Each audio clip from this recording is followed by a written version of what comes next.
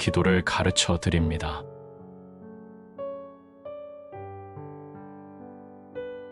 상상해 보길 바란다. 당신은 새로운 취미생활로 골프를 배워보고자 결심했다. 하지만 골프를 치러 갈 때마다 나아지지 않는 자신의 실력으로 인해 낙담하고 만다. 친구에게 골프가 어렵다고 털어놓았더니 친구는 도움이 될 거라며 골프에 관한 책 한 권을 선물해 준다.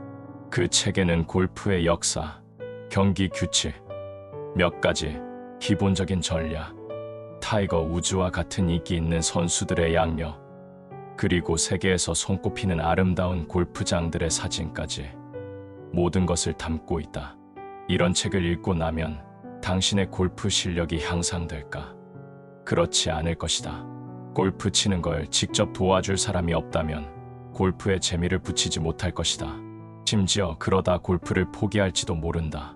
거의 쓰지도 않은 중고 골프백과 골프 제품들을 벼룩시장에서 얼마나 자주 봤는지 생각해보면 알 것이다. 대신에 골프를 잘 치는 친구가 당신을 골프장에 데리고 가서 골프 치는 것을 도와준다고 상상해보라. 드라이버 잡는 법, 백스윙 등 한 번에 한 가지씩 가르쳐주자 당신의 슬라이스가 사라진다. 슬슬 재미가 붙기 시작하게 될 것이다. 난데없이 골프 얘기는 뭘까? 기도와 골프가 무슨 상관이 있단 말인가? 그리스도를 따르는 사람들의 모임에 가서 한번 물어보라. 여러분 가운데 지금보다 더 나은 기도자가 되기 원하는 사람은 손을 들어 보시겠어요?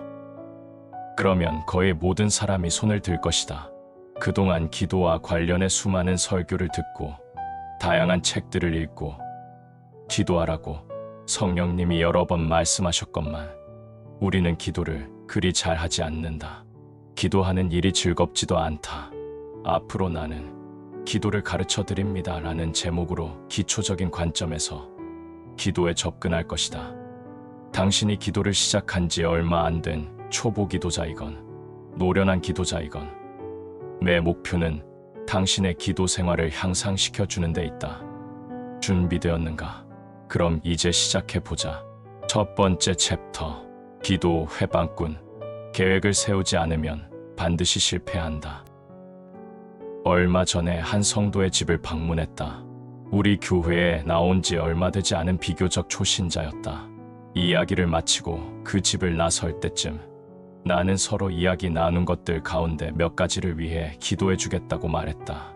불확실한 직장 문제, 하나님과의 관계, 그리고 10대인 딸에 대한 걱정 등을 놓고 그를 위해 기도드렸다. 내가 기도를 마치자 그는 부러워하는 눈빛으로 나를 바라보며 이렇게 말했다. 언젠가는 저도 그렇게 할 수 있으면 좋겠어요. 무슨 의미인지 잘 몰라서 나는 뭘 할 수 있으면 좋겠다는 말인가요? 라고 되물었다. 기도 말이에요. 그 성도는 목소리에 힘을 주어 대답했다. 그냥 칭찬으로 하는 말이 아니었다. 나 역시 그렇게 받아들이지 않았다. 기도를 잘하는데 무슨 기술이 필요한 것은 아니지 않은가? 기도하는 것은 피아노를 아름답게 연주한다거나 사람들 앞에서 발표를 잘한다거나 골프를 잘 치는 것처럼 칭찬받을 만한 재능이 아니다. 오히려 기도는 굳이 설명하자면 잔디를 깎는 일과 같다. 그건 그냥 하면 되는 것이다. 친구한테서 언젠가는 나도 너처럼 잔디를 깎을 수 있으면 좋겠다라는 말을 듣는다고 우쭐해지지는 않을 것이다. 기도를 잘하기 위해서 사도 바울이나 요한 웨슬리, 빌리 그레이엄 같은 사람이 되어야 할 필요는 없다. 기도하는데 어떤 특별한 기술이 필요한 것도 아니다. 기도란 그냥 하다 보면 잘하게 되는 것이다. 그런데 바로 그것이 문제다. 대부분의 그리스도인들은 기도하지 않는다. 기도라는 주제로 설교할 때마다 나는 사람들에게 질문을 던진다. 여러분 가운데 현재 자신이 드리는 기도의 양에 만족하시는 분 있나요? 아직까지 이 질문에 손을 든 사람을 한 번도 본 적이 없다. 사람들은 모두 지금보다 더 많이 기도할 수 있기를 바란다. 기도의 중요성을 강조하는 격려의 말이 더 필요한 것도 아니다. 다들 기도가 중요하다고 생각은 한다. 다만 기도하지 않을 뿐이다. 왜 기도하지 않을까? 먼저 우리가 기도하지 못하도록 방해하는 기도 회방꾼에는 어떤 것이 있는지 알아보자. 앞으로 설명할 기도 회방꾼은 우리 모두 흔히 경험하는 것들이다. 삶 가운데 기도가 뿌리 내리기 위해서는 이것들을 반드시 제거해야 한다. 제자들의 마음에 기도하고 싶은 소망이 깃들도록 예수님이 본을 보여주신 적이 있다. 예수께서 한 곳에서 기도하시고 마치심에 제자 중 하나가 여짜오되 주여, 요한이 자기 제자들에게 기도를 가르친 것과 같이 우리에게도 가르쳐 주옵소서. 제자들의 요청에서 어떤 절박감이 느껴진다. 성경학자들에 따르면 이 문장에 쓰인 동사의 시제는 단순과 명령형이다. 이는 신속하게 행동해달라는 요구를 전달할 때 종종 사용하는 시제다. 예수님이 기도하시는 모습을 본 제자들은 이제 예수님께 바로 지금 저희들에게 기도하도록 가르쳐 주십시오. 기다리지 않게 해주십시오. 기도는 우리에게 지금 당장 필요합니다. 기도가 부족한 삶은 이제 더 이상 참을 수 없습니다라고 말하고 있다. 흥미로운 점은 이 상황이 사복음서에서 제자들이 예수님께 무엇을 가르쳐 달라고 직접적으로 요청하는 유일한 대목이라는 사실이다. 요청 자체가 보기 드물어서가 아니다. 당시 문화에서 특정 주제에 대해 제자들이 랍비에게 가르침을 구하는 일은 흔히 있었다. 그럼에도 예수님의 제자들이 그러한 요청을 하는 유일한 부분이라는 점에서 이 대목은 중요하다. 거기에는 어떤 절박함, 긴급함이 있다. 우리에게도 기도를 가르쳐 주옵소서. 한 가지 주목할 점은 제자들이 기도하는 방법을 가르쳐 달라고 요청한 것이 아니라는 것이다. 제자들은 기도의 기술에 대한 가르침을 구한 것이 아니었다. 즉, 주여, 우리에게 기도하는 방법을 가르쳐 주소서라고 하지 않았다. 제자들은 계속 기도할 수 있도록 도와달라고 한 것이다. 마치 내가 주님, 제가 아무개를 사랑할 수 있도록 가르쳐 주소서라고 기도하는 것처럼 말이다.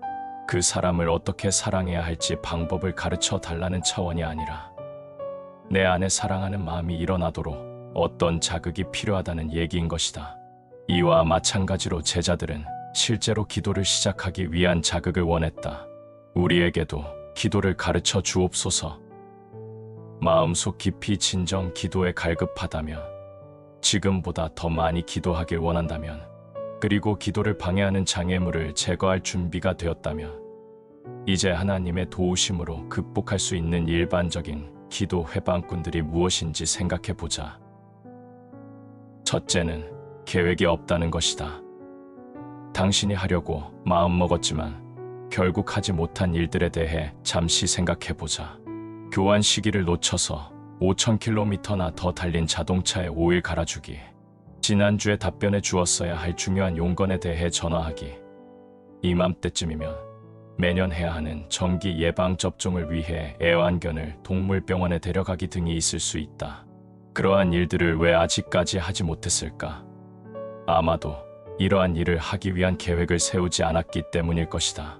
해야 할 일들을 할 일 목록이나 달력에 기록해 놓는 일을 빼먹었을 수 있다. 계획이 실패하는 것은 실패하는 계획을 세웠기 때문이라는 말을 들어봤을 것이다. 지난 겨울 우리 집 난방비가 엄청 나왔던 것도 바로 그 때문이었다.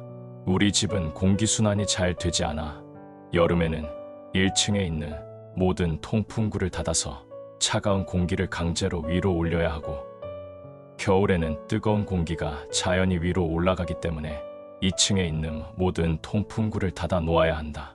작년 늦가을 기온이 갑자기 떨어져서 아래층 통풍구는 열고 위층은 닫아야지 하다가 결국 실천에 옮기지 못했다.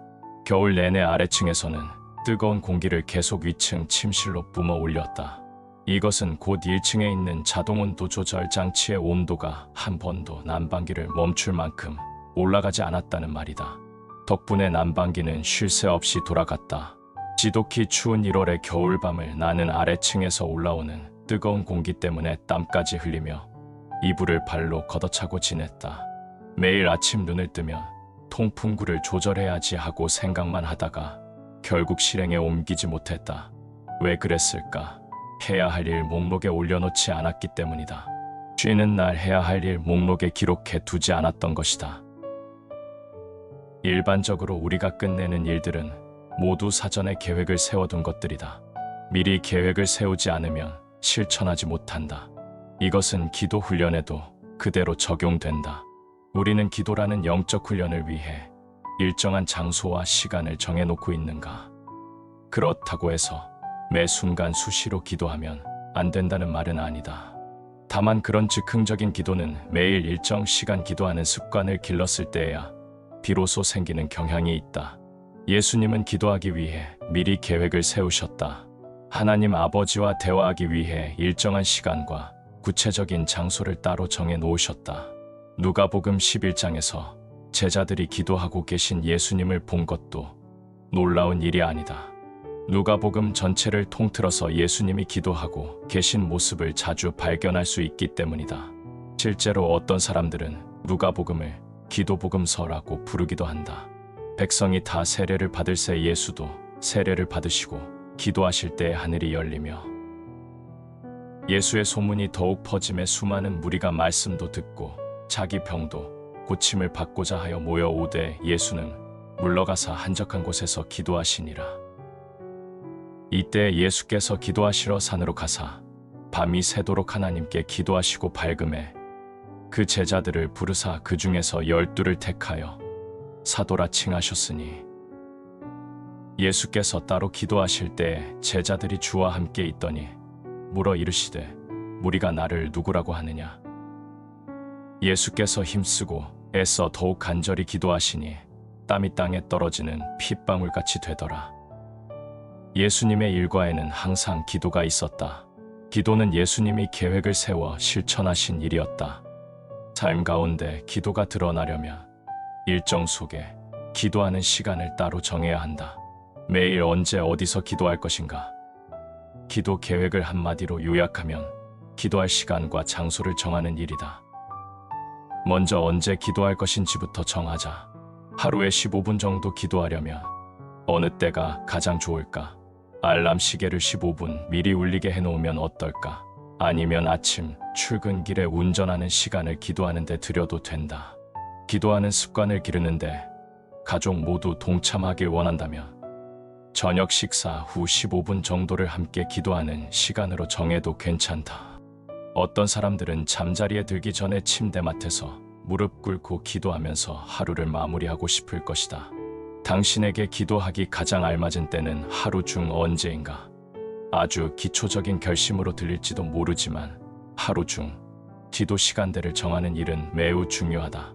매일의 기도 시간을 확정짓기 바란다. 그러고 난 후 달력이나 수첩 또는 휴대폰 등 해야 할 중요한 일들을 기록하는 일정표에 기도 시간을 적거나 입력하도록 하라. 언제 기도할 것인지를 정했으면 이제는 어디에서 기도할지를 정하라. 무엇보다 기도에 집중하는 데 방해받지 않는 곳이어야 한다. 기도하는 장소가 매일 동일하다면 기도 습관을 기르는데 도움이 된다. 서재 책상 앞, 집 근처 공원, 침대맡, 직장 주차장, 당신의 차 안도 좋다. 나는 아침에 일어나자마자 거실에 있는 의자로 달려간다. 그 익숙한 공간에서 홀로 차이티를 마시고 있을 때면 지금 이곳에 있는 이유를 기억하게 된다. 그곳에서 나는 하나님과 매일 정해진 시간에 만난다. 그러면 자연스럽게 기도를 하게 된다. 미리 계획을 세워 둔 덕분이다. 자, 첫 시간의 결론이다. 당신이 기도할 수 있는 시간과 장소를 미리 계획하라. 다음 시간에 이어가도록 하자.